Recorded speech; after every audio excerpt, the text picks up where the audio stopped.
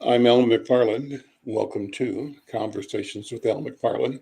Got an echo here. Are you hearing an echo with me, Dr. B? You're not? Nope. Okay, I'm not sure why I'm hearing an echo. But good afternoon. Good to be here. Good to see you. You too, brother. Brother Yelly, how are you? You I muted, think Yelling. you're muted, yeah. So And we I am fine. Thank you, sir. good. How We were about trying.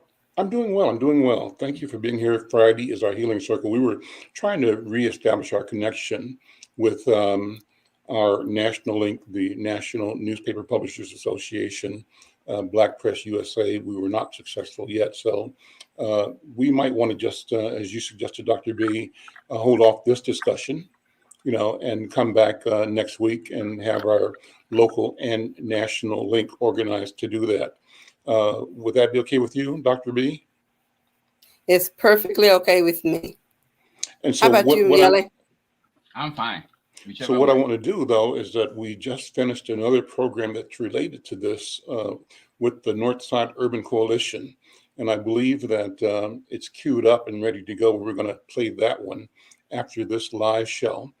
This morning's discussion was a presentation by Dr. Hadidi, who is a specialist in stroke, and she had fascinating information about the prevalence of stroke in Black men and Mm, Black families compared to whites and other ethnic groups. Important information consistent with what we do here. And one of the things that came out of that discussion, Dr. B, was one of the determinants of stroke is stress. And part of the question of stress is the question of being Black in white America, Mm-hmm. mm-hmm, racism, right? And so that mm-hmm. really dovetails with all we've been talking about all the time about our mental health. And It so I does. would like to just sort of present that right now, and then we'll go back with our program that we scheduled for today next week, if that works for you. But we can have this program give us food for thought for the next one to follow. Does that work Sounds for you? good. Uh, Perfect. be, Before I do that, let me just take a minute. My Bobby just told me that they found the guy in Wisconsin, Kenosha, not guilty. Were you aware of that yet? No, Yelly, or not guilty. No. not guilty? Not guilty. That's what I understand. In fact, Wow. But let me try to. that judge tried to make that happen. Well, yeah, and he did make it happen. Let me pull up my the information on my. Hold on, I'm getting shocked by my ear sets here. Hold it. Oh my Uh, goodness. let me pull it up real quickly. Yeah, the And judge tried. He even got, he even just took one of the MSNBC reporters off of the sub because, of some. I mean, is a Trumpite, yeah, and he all the instructions he gave them was basically, he could have just said, just don't go into the jury and just find him not guilty. that's not. And I haven't seen the news myself. My wife just reported it to me. I wanted to look real Mm-mm. And I'm quickly getting and all see. kinds. Yeah, I'm getting all kinds of emails right now, flashing across my So, screen, so you're telling getting me emails about about it, right? What do they right say? now. What's They're saying it's awful. They can't believe it. It's terrible. It's racist. Well, what about the Woo! black jury that was in? Well, how did that person could have made it a hung jury? well? Was there somebody Black on the Kenosha? Yeah, one person was. Well, I know there's one Black on the jury in Georgia. Yeah, they said there was one in Kenosha also. One in Kenosha also. Okay, I wasn't aware. Well, yeah. Yeah. And I think the way juries work sometimes is that majorities in juries put a lot of pressure on people that dissent. And if Yep. a person, presumably a Black person, there was no guarantee, disagreed with that, there could be just immeasurable pressure to Yep. conform and to, uh, and then again, it could have been somebody white that disagreed, if any, Mhm. and on principle. But that's what I understand. Well, tell you what, we'll bring this into our conversation. I think the whole national conversation around this one and around what's happening in Georgia, and then around the trials that are going to happen here in Minnesota, the That's Yes. other right. men involved in the murder of George Floyd, and in the appeal that Derek Chauvin's people want to make to reduce his sentence, right? I mean, we looked at them sort of changing and reducing the sentences to the Somali officer, Noor, I think his name was, right? So his sentence was changed. And I had said that that presages an intent to soften the blow to Derek Chauvin and the remaining white officers that were involved in the death of George Floyd. So you have that happening. You have this verdict now in Kenosha, Wisconsin. We don't know what's going to happen in Georgia, but they're presenting the same argument, self-defense.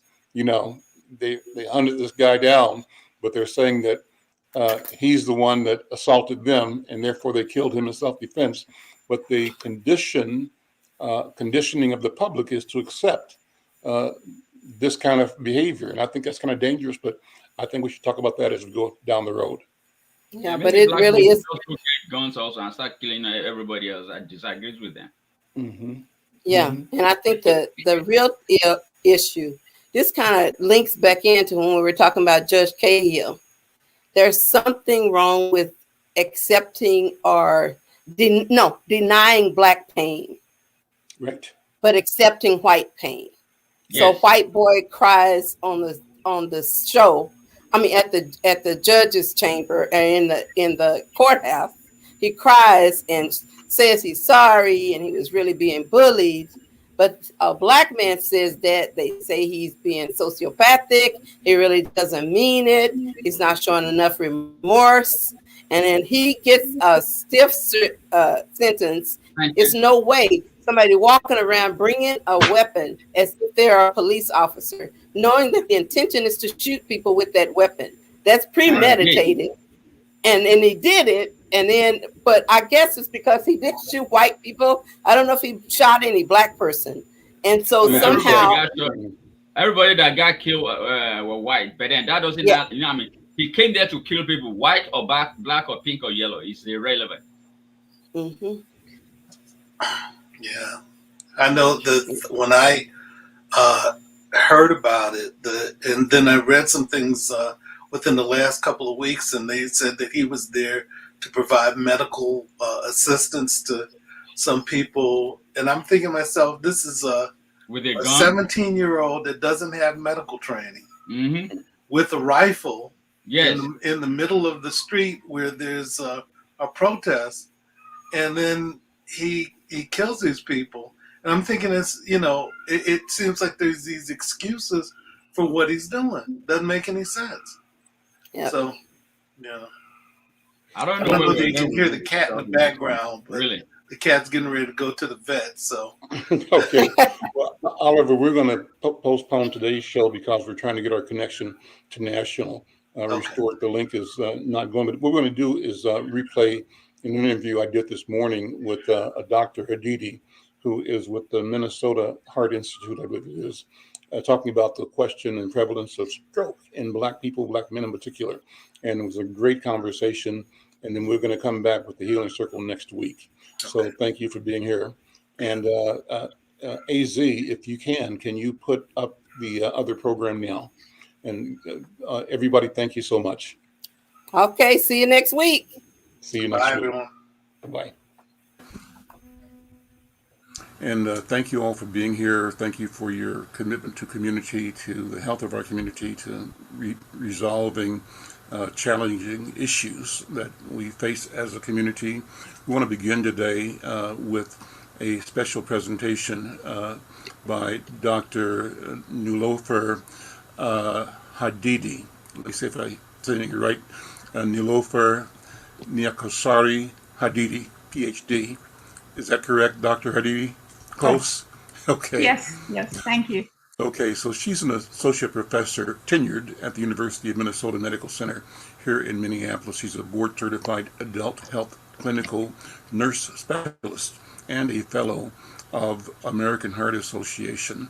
Dr. Hadidi has over 20 years of experience as an advanced practice nurse in the area of neuroscience nursing and working with stroke survivors. Her research has been particularly focused on emotional and cognitive outcomes, post-stroke, using non-pharmacological interventions. Her current research is on building trust with African American communities in Minneapolis in order to close racial disparity gap in stroke outcomes. Dr. Hadidi has served as a volunteer on health fairs in the African American communities of Minnesota. She's provided education regarding stroke prevention from 2010 to 2018. She served as a speaker on stroke nationally and internationally since 2008, and she continues to serve as chair of cardiovascular nursing subcommittee of American Heart Association. I'll stop with that. It goes on, but Dr. Hadidi, so wonderful to see you, and thank you for being here. I'm going to turn the floor over to you to begin your presentation. Thank you so much for being here. Good morning, and actually about almost afternoon. And thank you for inviting me. I appreciate being able to speak on this because it's such an important topic and important to African American community. So I'm going to share my screen. I have actually made some slides, but the slides are not extensive. These are just point of conversations because I understand that this is a way for us to communicate, and if you have any questions, please stop me anytime during this presentation and ask your questions. So I'm going to share my screen.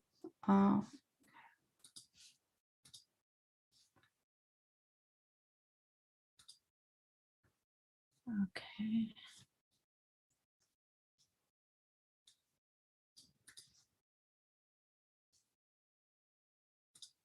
So are you able to see my screen? Okay, very good.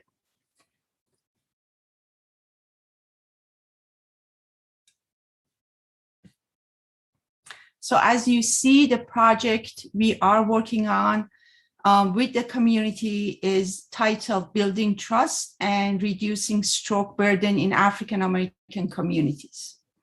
And can you hear me okay? I just want to make sure that the volume and all that is good. Yes, we can hear you.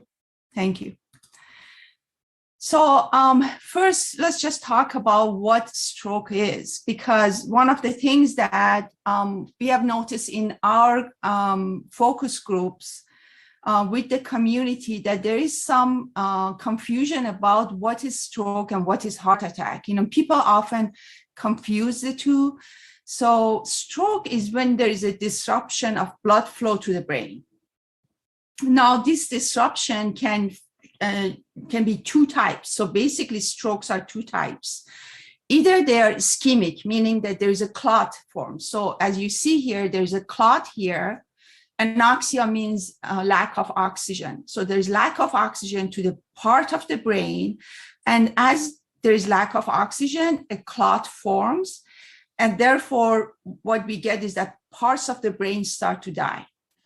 So this kind of stroke is called ischemic, and there are about 85% of all strokes, between 80 to 85% are ischemic stroke.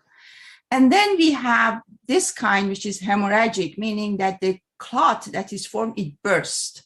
It bursts open and it affects a lot of part of the brain. And that's about 15% of all the strokes.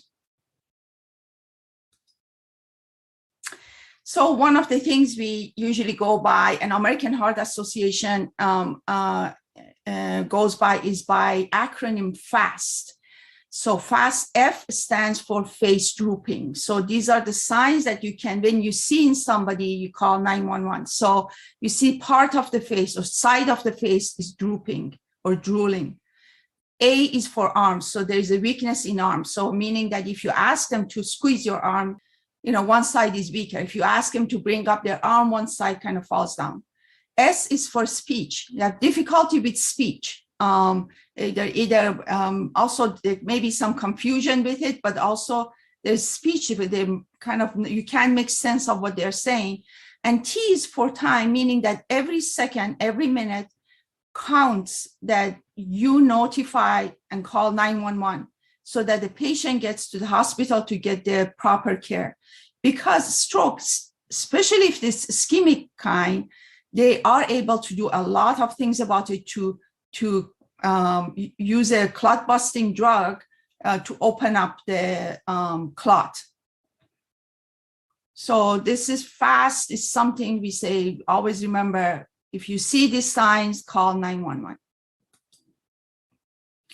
So in terms of prevalence in US, 795,000 people suffer from a new or recurrent stroke each year.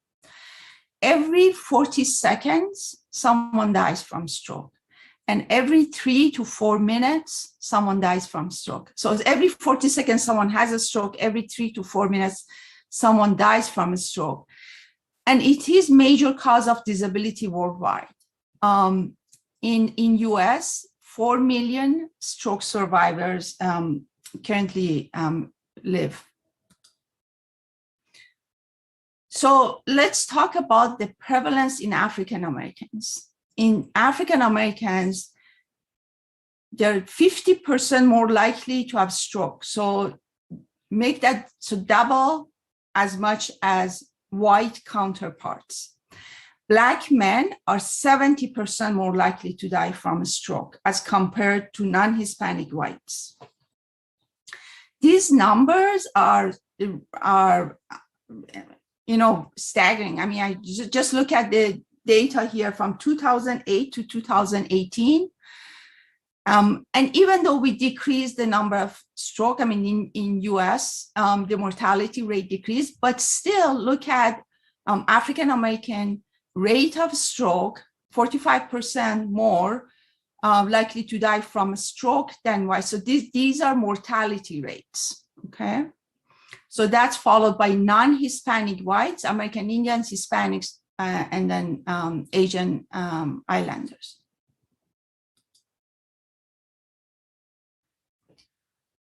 So in stroke, there are risk factors that we have control over and the risk factors we don't have control over. So these are the things we don't have control over. Age, as age goes up over 55, the risk is doubles. So you just need to think about that. The higher the age, the higher the stroke risk. Gender, females or women have more stroke than men in general, and they actually live. And so this is kind of partially contributed to the fact that women live longer, and partially also contributed to the fact that they just have more strokes. They have more disability from stroke, because if you think about women often live more women live alone than men live alone. Usually men live with a partner who takes care of them, but women kind of take care of themselves, so they live with the disability of stroke longer time. Race and ethnicity, you have no control over that. African Americans have more stroke than other races. Family history, if there is somebody like parents, grandparents, siblings have had stroke, the chance of you getting stroke is higher. And then previous stroke, if somebody's had stroke, then the chance of recurrent stroke is much higher. So these are the factors that you have no control over. But there are factors that we have control over. And those are high blood pressure, diabetes, cholesterol, physical inactivity, obesity, cigarette smoking, drugs and alcohol abuse. And I just point to each one of these a bit and talk about each one of these, because this is what our study is about, is we have variables that we have control over, and how we can empower the community, African-American community, to know their numbers and therefore be able to have more knowledge, have more control over that. So when we talk about high blood pressure is #1 risk factor for stroke. A lot of patients who come to acute care with stroke, high blood pressure is #1. So know your numbers. Again, we're talking about blood pressure, anything over 130/80. Okay. So, and I tell you that over the past 10 years that I have been engaged with the African-American community, I took my students to health fairs to check blood pressures, and we would see blood pressures high in the high range with no symptoms. So blood pressure, high blood pressure does not necessarily come with any symptom. Sometimes it does and sometimes it doesn't. So making sure that you know what your blood pressure is extremely important. We will get blood pressure of people who look not obese. They just look fine. They were young and they were going blood pressures of 150, 160, over 80. And so these are high numbers and needs to be controlled. Diabetes. And when I talk about diabetes, blood sugar, there is a blood sugar you check when you go to a doctor where you fast the night before and then they check your blood sugar, but that's not hemoglobin A1C. Hemoglobin A1C is very important because it checks your blood sugar over the past 3 months. If you do a regular blood sugar, like the things you buy from pharmacy, from CVS, from Walgreens, and you check it at home, that basically, if you had a piece of cake, the following day, your blood sugar is going to go high up. But hemoglobin A1C is a measure of blood sugar over 3 months, about 3 months' time. And you want that number to be below 5.7. Then we are talking about cholesterol. So total cholesterol of less than 200 milligram per deciliter. But the total cholesterol is important, but also there are other numbers within the cholesterol that is important. So we are talking about LDL, low density lipoprotein. You want to be less than 100. We talk about HDL, high density lipoprotein. You want to be high. You want to be higher than 60. Okay.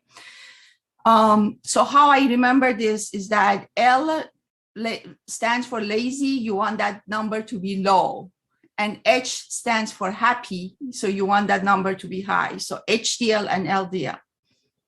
Then we talk about physical inactivity. A large number of Americans are sedentary. And this is just from self-report that more than 60%, they don't do the physical activity that they're supposed to do.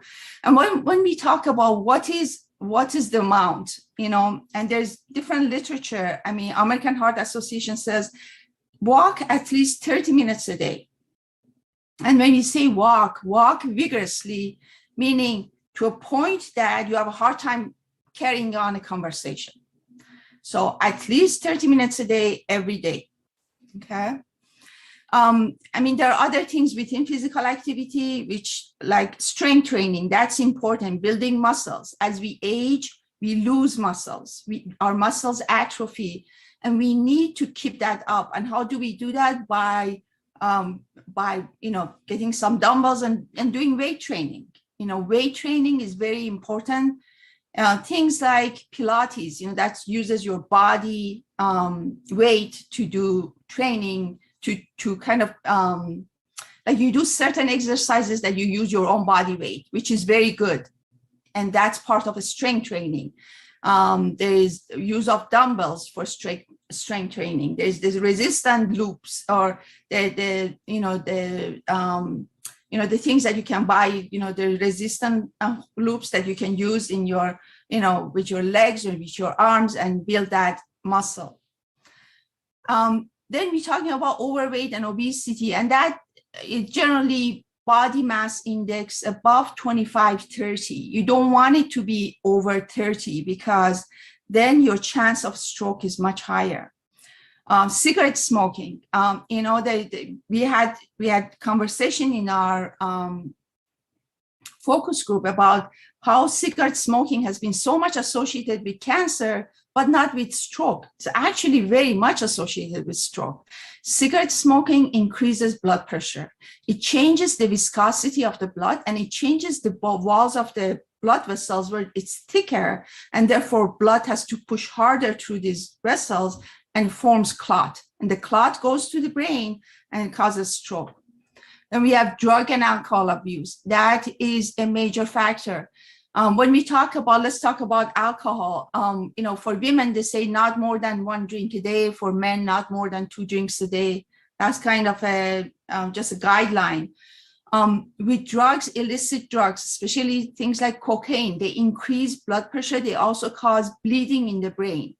So these are all very important factors that you have control over to decrease your risk of stroke. So American Heart Association came up with this Life Simple 7, meaning that there are 7 things that we can focus on. There is your weight or obesity, the diet that you have, to be more fruits and vegetables and fish and white meat rather than red meat, and no processed meat as much as possible. Then we are talking about your blood sugar, checking your blood sugar, making sure your numbers are good. HDL and LDL, we talked about that. Your blood pressure, so important, smoking and physical activity. So these are called Life Simple 7, and that is what we are using in our project. So let's talk about research. If you read about research in African Americans, there has been because of the history and of the abuse that had happened, we know of the Tuskegee research and so on, is that there is a mistrust in the community of the researchers coming in and doing things, and people not knowing what they're doing. Well, are they sharing this information with us? How are we being used? And so what we are trying to do here, we are building that community academic partnership, meaning that we are engaging the community in our research. They are part of our team. We listen to what they say because they have an awareness, and they come from a community, so they know what are the norms and the culture and all of that, and they can provide that information to our team so that we can move forward. This is important because if we go in and do some research in the community, first of all, they don't trust us. They may not accept. We know that African Americans tend to not participate in research, especially in healthcare research. And so we want to establish that relationship. I want to introduce our members here. So I am the PI along with Clarence Jones. I'm a faculty in School of Nursing, and Clarence community lead from Human Organization. Dr. Everson Rose from School of Medicine. Zach Taylor, Emily Gorzinski, and Suzanne Sheng, they are graduate students, and they're doctoral students. And Deborah Jackaway and Belinda Smith, they're community health workers. They are part of our team. Makeda and Zulu and James DeSota, they're part of UROC. And so all of us together, we meet every other week to discuss how we can do this better with the community. This is the brochure that actually our student, Zach Taylor, developed this brochure for recruitment. And it basically talks about what is this project about? We want to understand perspective of the community on and their knowledge about stroke, warning signs and risk factors. We want to be able to develop a program to educate the community about those and empower them, because knowledge is power. Information is power. The more you know, the more you can be part of and be a proactive part of your care.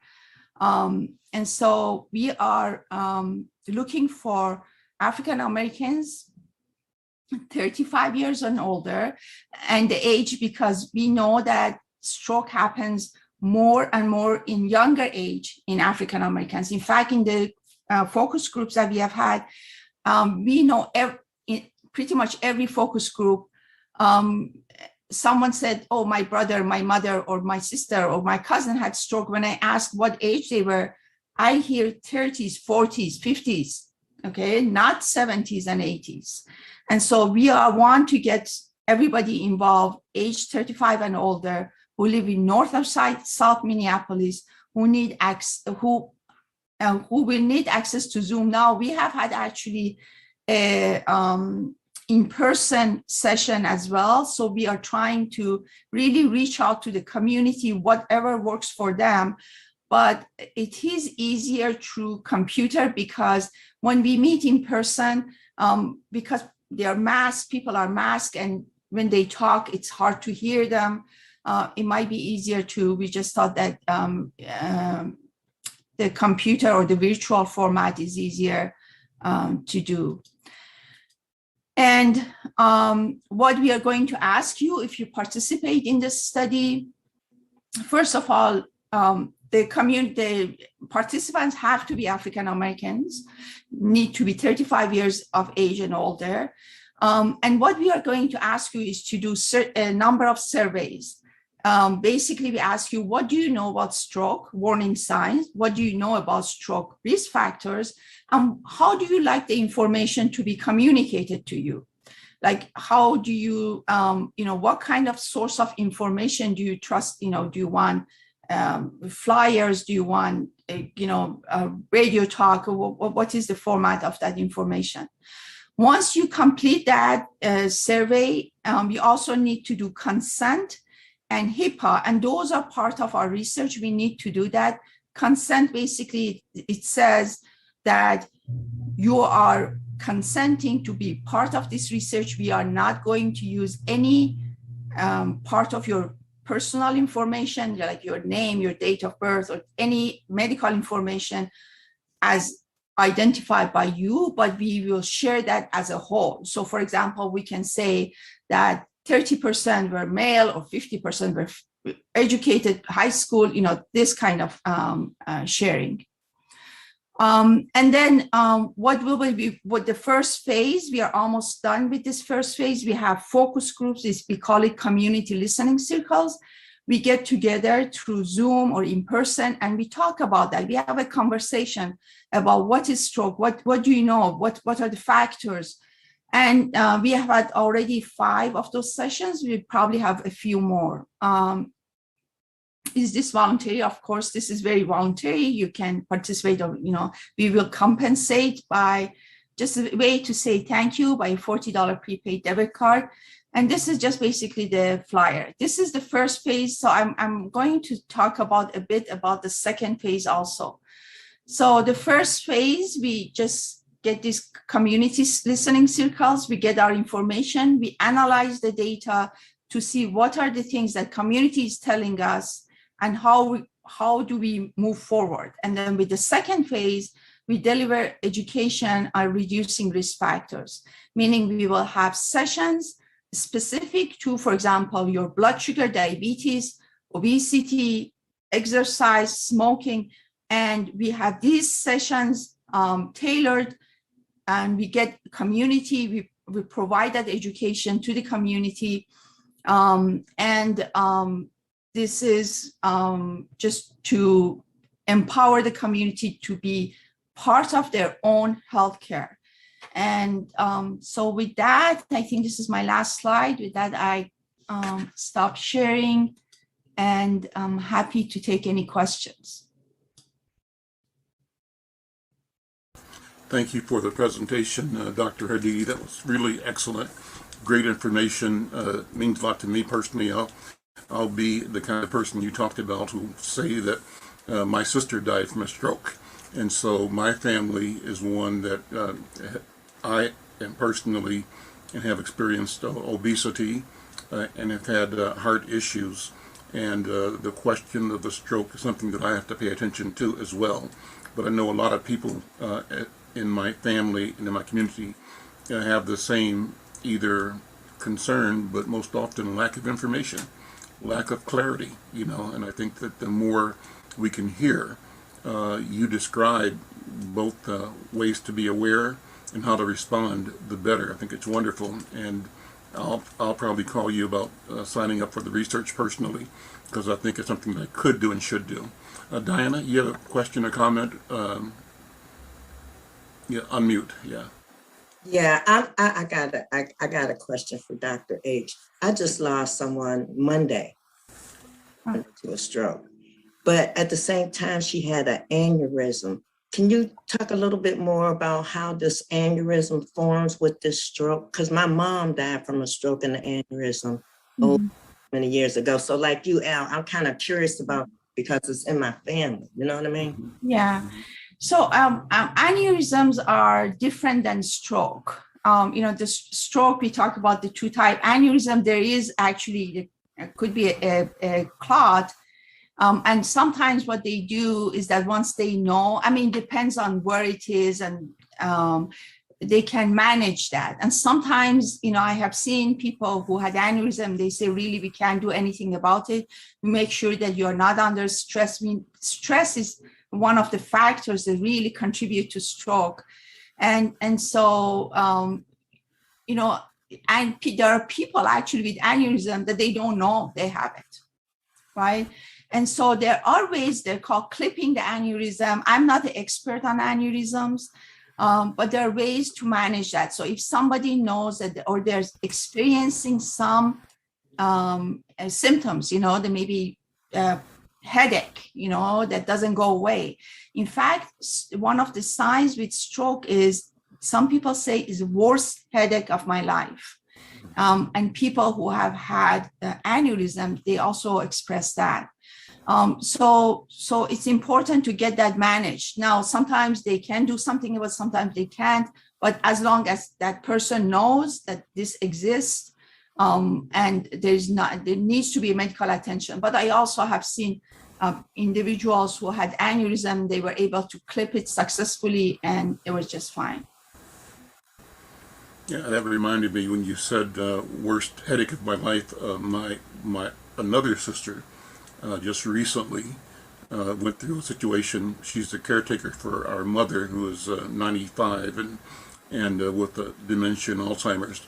But she was standing, she said, at our kitchen window and had the worst, her words, the worst headache of her life, and had never experienced it before. And then she was able to go next door to where our brother lived and get him to take her to a hospital, but got there in time to save her. But they said, absent that quick response and intervention, she would not have survived. And so it's really serious, yeah. But those words just jumped out at me when you said that, because that's exactly what she said. Mm-hmm. Yeah. So, I'm concerned, about this question of the prevalence, the over-indexing of Black people, Black Americans in this health area. Why is it that more Blacks in general, more Black men in particular, are at greater risk for stroke? Well, there has been a lot of studies done trying to figure out what is it. There's the most recent study I know of is called REGARDS, and it is actually an acronym that stands for something, and you can look it up in the literature. But this study, I looked at a large number of African Americans, and they said that what they came up with as a conclusion as that many of the risk factors we talk about, like diabetes and obesity, these are more prevalent in African Americans. Now, it could be because of the history, genetics, all of that. But that contributes to half of the reason. And the other half, what they explain, has to do with social stress. They call it social stress. Mm-hmm. And that social stress, it could be anything from when you feel like you are not being treated fairly, to structural racism, to any of these factors. And they said that by itself starts a cascade of inflammation in the body, and that inflammation cascade is actually contributes to stroke.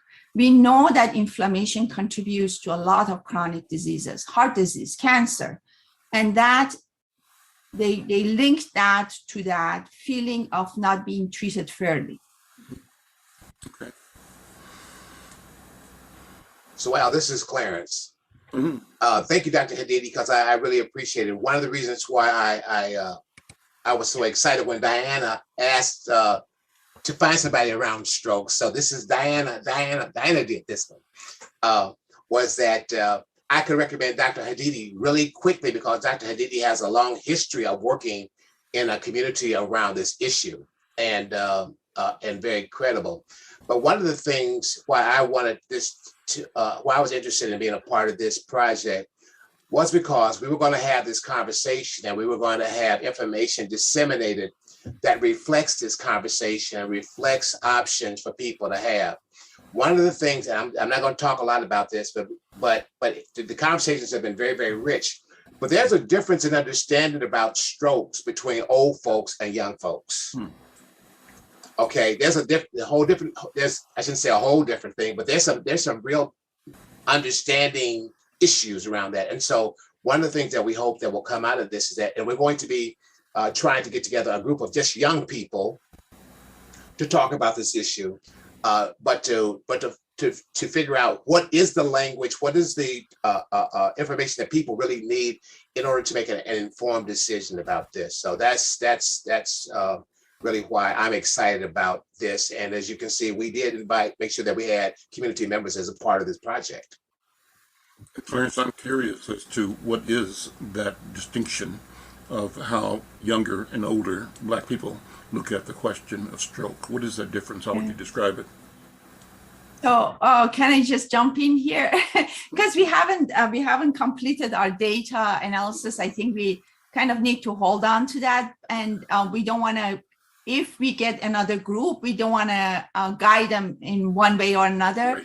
Right. So, but one thing is for sure that I see a wide range of lack of knowledge to having the knowledge in the group. So we talk about all these things, and we know, and I see people who are so informed, but they are struggling with those factors. You know, they know that obesity is an issue. They know that, you know, high blood sugar issue, but they are still struggling. So what is it that we can do to change that? And then we also seeing some people who are very confused about stroke. Is it stroke, heart attack? Which one is it? Bell's palsy? I mean, these are all different things. Sure. And so I think really one thing that is so important for this study is that, and I get that feedback every time, is that thank you for doing this, because I know now, and having that knowledge, and then you go to your doctor, it's so important than not knowing and going to your doctor, because you know what kind of questions to ask. You know if you need to be referred to a dietitian and possibly work with a dietitian. You know that if you, for example, you need to come up with some creative ways of doing exercise, especially when it's cold outside, right? And so those are the things that matter. Great. Any more questions? This is a great topic, and thank you so much for the presentation, but also for the work that you're doing. Any other questions or comments, observations? And so what should ordinary people be doing to support you and Clarence in your work? How can we, just neighbors and citizens, as we learn more, do more, not only for ourselves, but for the body of knowledge in the community? How can we help spread both awareness and the ability to be responsive in a responsible way? What do you think? Thank you so much for this question. One is that being engaged in our research is important. But one of the things about our study is that when we get the results, we are going to share it with the community. We are not just going to take that, publish it somewhere, and then goes on into a journal. This is what is important, is that we share it with the community, that we get people to own it. That ownership is important, because when you own it, then you make changes toward it. And so being part of it, this kind of a this kind of a way of talking about it, presenting it, this is important. Any of this is, I appreciate the invitation to come and talk, because that may reach some people, or people who are here then talk to some other people, and community talks, and then brings it together. But I also ask Clarence for his thoughts, and because he has a long history with doing this kind of research with the community. What do you think, Clarence, as other ways. Yeah, I would agree with you about the whole idea about getting people to participate in the focus groups, because it is their voice that we're listening for. It is, as you just said, is that we're going to disseminate this information back to the community. And I was excited because that's what we have tried to do with all of the research and the surveys, is to bring in professionals that can really help us to get to the next level. That's really what we want to do. And then the third thing really is to hear what are the opportunities for us to change the health of our community.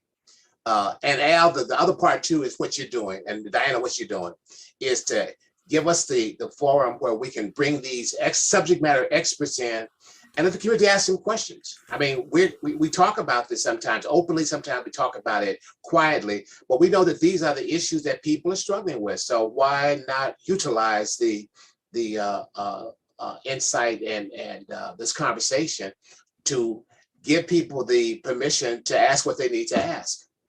That's it. It's the community. Yes. Oh, sorry. I also want to say that, these community listening circles or focus groups, they have been really a safe environment. So nobody feels like, oh, if I ask these questions, I look like I don't know anything. I think not knowing is worse than, expressing that. I think it's important to say, oh, I thought that stroke has this symptom, but what you're saying something else. That's okay. Bring up your questions, bring up, issues, challenges. That's all is meant to have a good conversation in a safe environment. The only dumb question is the question that doesn't get asked, right? Right. So ask questions. Go ahead, Clarence. I was going to say this one thing. Don't think that our community members didn't challenge Dr. Hadidi. They did. Okay. I mean, so this is not a play game for us. Mm-hmm. I mean, and so she had to show that she not only did she care, but she knew her stuff. And so I want you to know that that's what's important for us, is that to be in a place where you can safely ask the question that you want, and nobody get mad because you asked the question. Mm-hmm. It has something to do with authenticity, I think, and that's really what's required for effective engagement, communication. People need to both believe in themselves, but in doing so, discover the wherewithal to believe in others differently, especially those who come with valuable information and an agenda that respects our humanity. And that's what it's all about from my point of view. Any other questions or comments? Well, I just want to point just one more thing if you have time. Sure, absolutely. I also want to say I have been working with stroke survivors for a long time. And I tell you that if, stroke is not something to just say, okay, it happens, they'll take care of me and it's done. Almost every stroke survivor I have worked with, they had some cognitive or emotionally. They almost, I would say, more than 70% of them were depressed. Depression comes right after stroke. Mm-hmm. Many of them, even though they had minor stroke, they had this cognitive difficulty. They either didn't understand or didn't process, or took him a long time to actually respond to something. And so those cognitive and emotional outcomes just by itself. And now let's talk about also disabilities that happens from stroke, the inability to take care of yourself, so the consequence of that is significant. And so I just want to bring up that as well. And to share the story I mentioned earlier, Dr. Hadidi, my sister, who was providing care for the mother who was, in her 90s and who was experiencing dementia and Alzheimer's, she was just overwhelmed by being the caregiver for our mother. She, among all of us, decided that she would go and move and stay there and give the care. And her caregiving followed the caregiving of our older sister, who did die from a stroke. And of course, the children of both sisters say that their mom, in the first case died, second was made ill by the extensive obligation they took on being 24/7 caregivers, and that meant so much stress dealing with somebody with dementia in particular, because it's hard, and they're dealing with it, and we're not the way that they are every day 24/7. And so I would love to connect my sister. They moved from Florida back to Minnesota, and my mother is here now too. But so the sister who had the stroke, what I'm hearing from you is not to presume that, oh, that happened and it's over. You're telling me that's not the case, that she needs to, and I and my brothers and I need to be aware that this is a condition that does not go away, something we have to be mindful of from now on. Am I hearing that the right way? Yeah, and if I should not be dismissive of it as an event that's gone. If your parent or siblings or grandparents had stroke, especially before age 65, your chance of getting stroke is much, much higher. I could have like a grandparent having a stroke at age 90. Well, that's not as a risk factor as having a close family having stroke before age 65. And that is a major risk factor. So you need to watch for yourself. And the stress of caregiving is additional. If caregivers don't have some kind of a break in their caregiving, or some kind of a social support, in that, they are at much higher risk. So definitely, that's important and not to dismiss. Okay, thank you so much. Any other questions? Yes. Al, yeah. My husband had a stroke at age 49. We lived with it for some 20 years afterwards. Serious issues. And in face of what you're saying about your sister, I'm hoping that at some point, maybe this program somehow can extend into how do we take care of the caregivers? Because that is a terribly stressful life to live. And I want to share all of this information because I've lived through this. I know what it's like, but maybe someday we can have a program where we talk to the caregivers and figure out how we can take care of them. That's a great idea.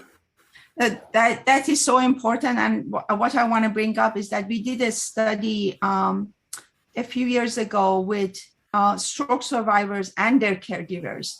And what we were looking at as outcome were reducing depression and also reducing caregiver burden.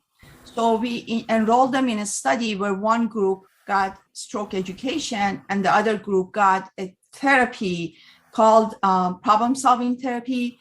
And this is similar to cognitive behavior therapy, if you are familiar with cognitive behavior therapy. And we enrolled them in 6 weeks program. And we saw that they actually, even though there wasn't a big difference between the two groups, but because there was a small sample size.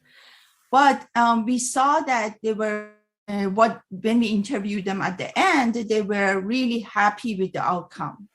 And that they liked how this therapy actually helped them be able to break down their problems. That's what this therapy is about, is that if you have a big problem, you don't kind of put it under the rug and then at some point it explodes and you have depression, but you break it down. And so I had students who worked with these stroke survivors and their caregivers at the same time in each session.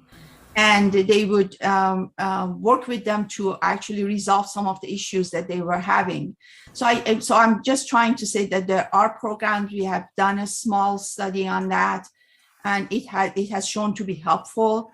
And it was a non-pharmacological therapy. It was kind of more like a psychotherapy, what's called problem-solving therapy, a form of cognitive behavior therapy.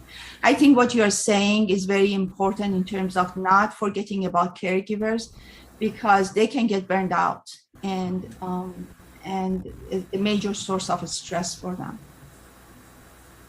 Dee, thank you for the question and the comment. Any other questions or comments? Well, Dr. Aditi, Clarence, thank you both. Thank you so much for this wonderful presentation and discussion, important information. And we want to make sure that we generate this content as broadly as we can and engage as many people in the community as we can through our media platforms. Thank you so much. Thank you. Okay. Then let's move on with the agenda. And we want to move now. Is Bill here, Diana? We want to go next to Bill Magnuson for the MPD update. Bill, good morning. I think it's morning still. Yeah, good morning. And you've got the microphone. Morning, sir. Thank you.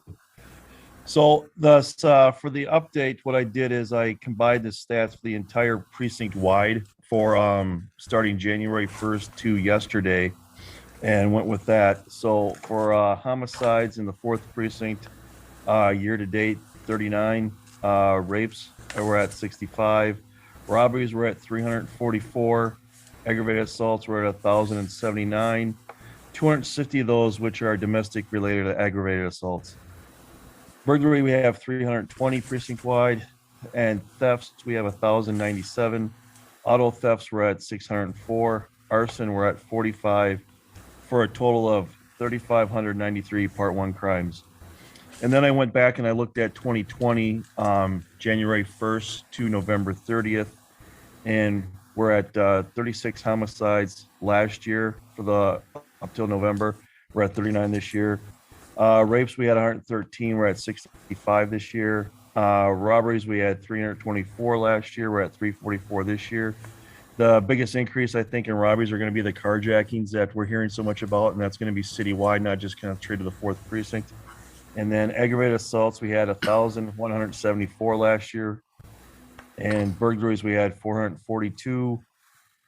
Thefts, we had 1,241. Auto thefts, we had 768.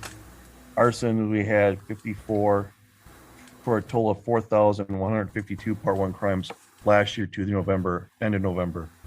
So we are down in some categories, we're up in some categories, and that's where we stand. So that's the update that I have. Does anybody have any questions? Any questions? Thanks for the update. Any questions? Diana, go ahead. You have to unmute. Yeah. Is there any insight on these carjackings? I mean, is it a group? Is it a specific age? Is there charges being, I mean, because it just seemed like it's happening like every hour on the hour, somebody's getting their carjacked or something.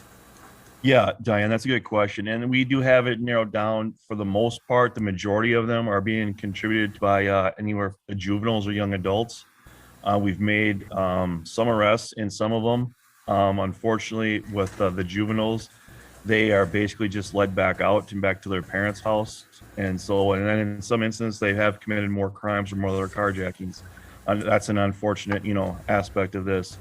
But yeah, with the carjackings, it's young adults, juveniles. A few of them have been older, like in their late 20s, early 30s. But for the most part, most of them are being committed by juveniles and young adults. And so, and then we've made some arrests. We did a search warrant at an address up here in the precinct and recovered 7 vehicles that were carjacked, along with some weapons and some other ones. And most of those were perpetrated by juveniles. And so, and they're at the address. And then the other one where the city... Is their motive just fun, or are they stealing cars in order to sell them to get stripped and sold for parts, or what's the reason behind it? What do you think? Well, they're not just stealing they're stealing the vehicles, but they're also stealing the cell phones and the property and wallets of the victims as well. So, and that's citywide, and that's the biggest MO. Is it's not just stealing the cars, but it's also coming up to the victims, and then like the Uber, Lyft drivers, but also just ordinary residents and citizens, and stealing their personal property as well. Okay. And so, like in that incidents where we did a search warrant, we had recovered 7 vehicles that they weren't selling them. They just had them in the back of the property, and there were 7 vehicles back there. And then we recovered also some personal properties, some victims as well, and along with some weapons too. So it's just basically my take on that, and it's just basically probably my opinion. So don't quantify this as coming from the police department, but I think personally that it's basically just for the thrill of it, you know. Yeah. And then because there's, you know, nothing, they have nothing else going on and stuff because of the pandemic and school and not going back to school or not being able to go back to school.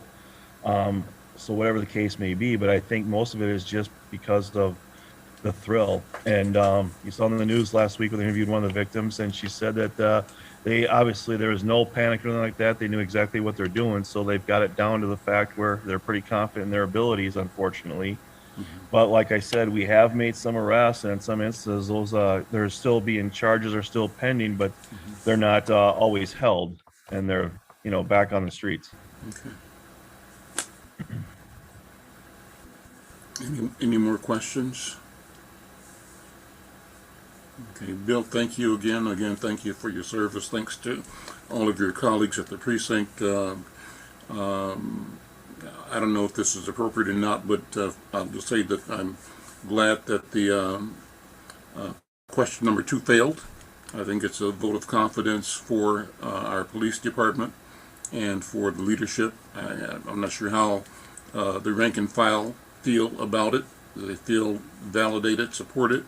But my hope is that moving forward, you know, there'll be a continued support for the quality and authenticity that we believe most officers bring to their job every day, and their sincere commitment to ordinary citizens, because they're citizens too. They're moms and dads, you know, they're brothers and sisters, and I believe that they want for all of us in the community what they want for themselves. And so I'm hoping that that message comes through as the will of the voters in supporting or in defeating question 2 on the ballot. Any feedback from your point of view on that? Yeah, I really want to thank you for saying that. That's much appreciated. And one of the things that I want to add is, and I think that it's appropriate for me to share this with the group, that yesterday I found out, so every year we do what's called a shift bid, and that allows officers throughout the city to bid what shift and which precinct they want to work in. And I think this says a lot about our command staff here and about the communities up here and the relationship that we've built back up and have with our communities. The 4th precinct was the first precinct to fill its shifts. So that what I'm saying is that out of all the precincts citywide, the 4th precinct was where people wanted to come and work the most. There we go. Okay, well, that's good to hear. Bill, thank you so much. Any other questions or comments? Okay, great. Thank you then. Let's move on with the agenda. Clarence, I'm going to go to you for a Human Partnership update. Yeah. First, let me thank this organization for allowing us to be a partner with you. And the things I'm going to report out now are specifically being done through Hawthorne, just so that you know that. So we got a grant that was called the Partnership Engagement Fund, which allowed Human to work with other neighborhoods around issues around COVID-19, around opioids. And what I want you to know is that through the work and through the efforts of this organization, we now work with about 6 other different communities. We even work with Lynn Hill. I mean, we've got Can Do, we've got Jordan. So we got all these neighborhoods that we're working with. And what we're doing is we're doing activities with them. And a lot of those activities are generated from the work that has already been done in Hawthorne. For example, we are using the My Strength, My Health app in order to help those communities to create strategical plans for next year. So that's one of the things that has come directly through Hawthorne. As you know, the distribution of Narcan was one of the primary focuses that we have been doing with Hawthorne and through their efforts. And we've been able to do things with on Lake in Minnehaha, where we've been able to distribute Narcan. We've actually created a Chop It Up show with a guy in Can Do, Tommy McBrayer. And we brought in Sam Simmons and we brought in Pearl Evans to talk about opioids and its use. So all of these things that we're doing really has come through the efforts and the work that we've been able to do with Hawthorne. We also tonight with Can Do, and this again comes out of the Partnership Engagement Fund, we're going to be doing a basketball tournament that says shoot hoops and not guns, where we're going to be able to bring in people to talk about, gun violence, but also I know that the city will be there with HIV information. We'll be there with Narcan. And again, we're not trying to push this on anybody. We're just trying to say, as neighborhoods, we should be working together to make our community healthier. So we've done that. I've also been working with the Northside Connect, which is the YMCA, and with the North Commons, and with with North High, about working together to try to create some additional ways in which we can support our community and our young people, as well as been working with Brett Buckner, who had his program this year. So we're going to be involved with the public health section of that. So we'll be doing that. And as a result of the work that we did with in Hawthorne, we had we've actually are part of a Somalian Health Summit that's going to be held in December. So once again, we're going to be talking about utilizing the app and utilizing information that has been generated. Now, why am I saying all this? Is that as a result of the work that's been done with Hawthorne, we probably have had at least 5 or 6 academic papers that have been submitted and presented and accepted. And I've been sending that information to Diana. The other thing is we just won second prize at the American Public Health Association for the work that's been done in Hawthorne. I mean, because what they're trying to do is to figure out what are the strengths of a community. And so the things that were identified with Hawthorne, they have been they've been recognized by others. We are in the almost in the final stages of creating a substance abuse and pregnancy brochure with the Minnesota Department of Health. So Diana has been there, Audrey has been there. I mean, so we've done this in terms of the community, talking about what should we be talking about in terms of helping our children and our families to be healthier as they go through pregnancy. We gave money to Kevin Jenkins. Kevin Jenkins just had a book signing, so we're giving him money.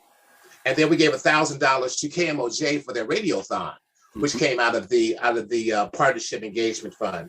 We're doing some work around strokes, which you just talked to Dr. Hadidi, but also diabetes, which will be with Stuart Grande and with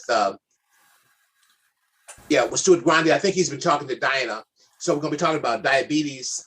And then the other thing that I'm really excited about is this work that we're talking about, which is about barbecue and prostate cancer.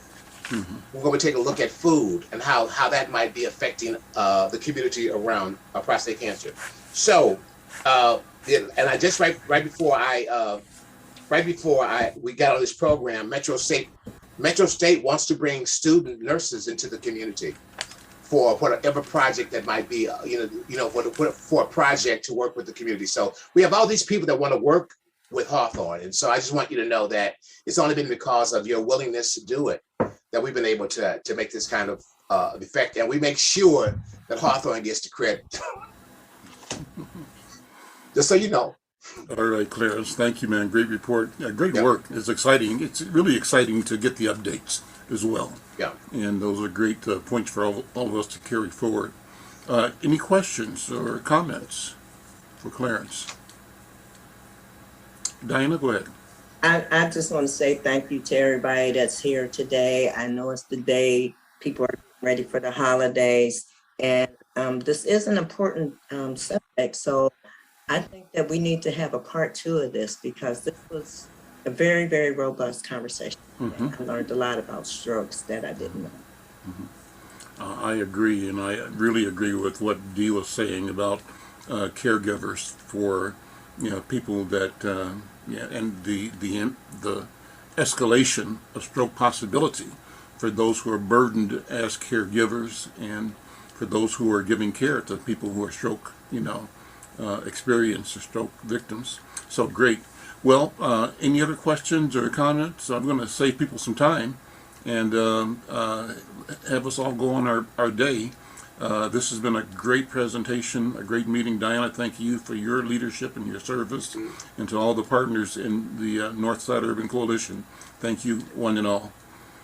Anything else? All right.